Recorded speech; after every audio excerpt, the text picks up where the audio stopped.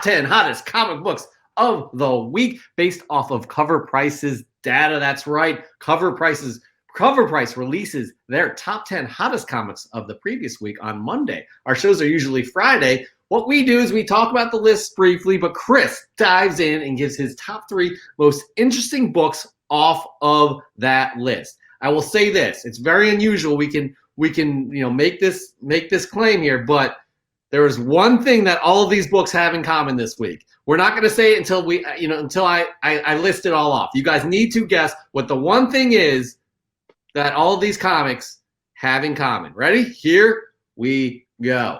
At number 10 is Moon Knight, number 1, the first ongoing series of Moon Knight. And with the Disney Plus series coming, it's only going to get hotter.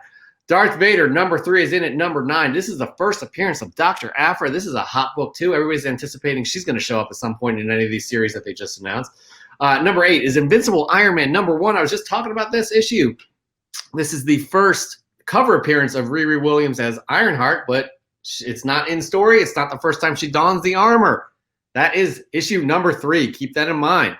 Number 7 is Avengers number 62, the first M'Baku. We saw M'Baku in Black Panther film.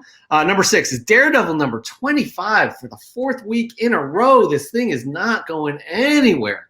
At number 5 is Amazing Spider-Man 300. We all know what's up with that. Number 4, Star Wars number 42, the first Boba Fett in an ongoing comic. Guys, tell us in the comment section what is the common theme among these top 10 here. At number 3 is West Coast Avengers number 62, first full appearance of the modern incarnation of the Timekeepers. Chris has 4 copies of this issue. I have 1. Number 2 is Star Wars number 2. And at number 1 is Fantastic Four 353, first appearance of M. Mobius. All right, guys, what is the common thread? What is the common theme that we see in here? Has anybody answered? Yeah, Isaac's got it. Isaac has got it. Let me guess. Every book about top 10 list is Marvel. You got it. Isaac is the big winner. We don't have a prize, but we should. All right, Chris. So we just went over the top 10 there. Matt's got a good point. They're all comic books too, but I think Isaac kind of went a little bit more granular than that. And Michael, a good point. Michael, Disney has the rights to all of them. Good point, guys. Wow, blowing my mind here. All right, here we go. Chris, there are 3 books on this list that you find most interesting. Tell us what they are and why. All right, guys. Well, big shout out to Daredevil number 25 because I didn't think it lasts this long. So I just got to give kudos, man. People are really buying into that book. But, all right, guys, I got 3 books to talk about. Number 3, I told you we'd be talking about this book. All right, so basically, guys, I did a video, too, about the Timekeepers and their first appearance. They have 2 first appearances in the Thor books in the Bronze Age. They have appearance, I forget their names. They're called the Time something, and then they changed the name to the Timekeepers, okay? But in Avengers West Coast 62 is when we see the first modern age incarnation of the Timekeepers, which is what we are seemingly going to get in the Loki show. So that's why this book was really big and shot up. Now, very interesting thing about this book is because nobody went with well, I don't want to say nobody because people are probably specking on all these books, but we didn't see any of the Thor books. We didn't see the Bronze Age first appearances up here.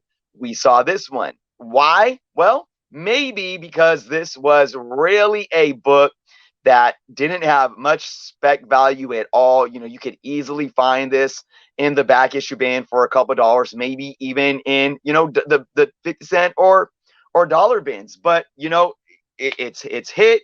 It had a 166% increase with a high sale of $25.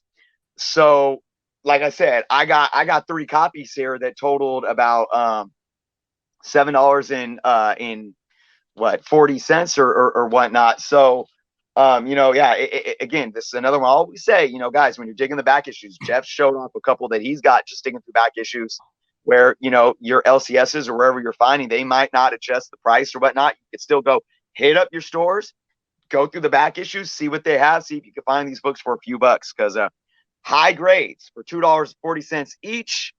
High grade sold raw, 25 bucks this week. We'll see if that trend continues and if it might get even more hot next week. I think this is a book for a modern book that can hold some value. You know, obviously, I think Loki's going to be a success. So I think that's really going to help this character or these characters, you know, hold a threshold. Will it stay at 25 over the next coming weeks? It might dip down. It might get hotter. But I like to say this. I don't think that you'll ever be able to find high grades for $2.40 again. That's for sure. This book will dip down, but then the series is going to come out and it's going to go right back up because they were prominent in that trailer. They were absolutely prominent. So guys, if you, again, what Chris said, just go digging in those. If you have the patience and the time, go for it. But yeah, anyways, moving on to our second book, or your second book, Chris, that you find most interesting on this top 10 list. What do you got? All right, so I don't have this book, and this book is one that I've honestly been looking for, because I'm telling you guys, I call this before anyone. I'm going to try to take credit for it. But Avengers number 62 is my second book. This is the first appearance of M'Baku, also known as Man-Ape. Guys, as soon as the tragic passing of Chadwick Boseman happened, you know, we weren't one to talk about it here. We still haven't really talked about it. And we kept the distance from it out of respect for the man. But right off the back, it was, oh, Shuri's going to take over as the Black Panther. Shuri. We had how many weeks with Shuri books of popping up on the top 10s? And I'm thinking in the back of my head, although I think that's going to happen, I'm saying M'Baku. I said it the whole time. I'm like, this is what's going to happen. The throne is going to be passed down to Shuri, but she's going to be like, I'm not ready. And something's going to happen where M'Baku can take the throne, and I think he's going to take Shuri's hand, and they're going to sit on the throne as king and queen. And M'Baku is going to be the Black Panther, while then they both can be the Black Panther as well. And there was speculation that came out that said Black Panther 2 might have not one, but two individuals donning the mantle of the Black Panther. So like I said, I've been watching this book and I never pulled the trigger, and I'm kind of beating myself up now because it's definitely gotten hot. 149% increase this week with a high CGC 9.2 for $425. So I made an offer on one last night that was declined, and I bid on one 2 days ago. That was a graded 7.5, but it went above what I was willing to pay. So we'll see. We'll see if I get my hands on one. Yeah. And Isaac brings up a good point. Can we all agree that no one can replace Chadwick Boseman's performance as the Black Panther? Yep, 100%. I have faith that they're going to. Black Panther 2 is going to be a tribute to Chadwick within like the context of the Marvel universe. I think they're going to do a great job, and it's going to be a huge success for many reasons. All right, moving on though. Your final book of 2020 during this top 10 hottest comic books of this week, this last week of 2020. Chris, what do you got? Wow. Well, you know, in the year of no marvelous year of 2020, we are moving into 2021 with such steam when it comes to Marvel stuff. Wish we could say the same about DC. And that's, you know, you look at this top 10 list and you can clearly see that with Star Wars and Marvel, the MCU. But number one on my pick is number one on this list, guys, and that's Fantastic Four 353. And this is another Loki spec, guys. And look, it's another modern book. It's another not just like 1991 book that has hit number one, guys. And this is the first appearance of MOBIUS. Now, we were specking a little bit on who Owens Wilson's character could be. There was a couple of time variant individuals that he may play. But if you turn the subtitles on, Mobius M. Mobius is what appeared. Now, this may be Marvel doing that because they don't want to give something away. You never know, but it's safe to say that his character could absolutely be MOBIUS.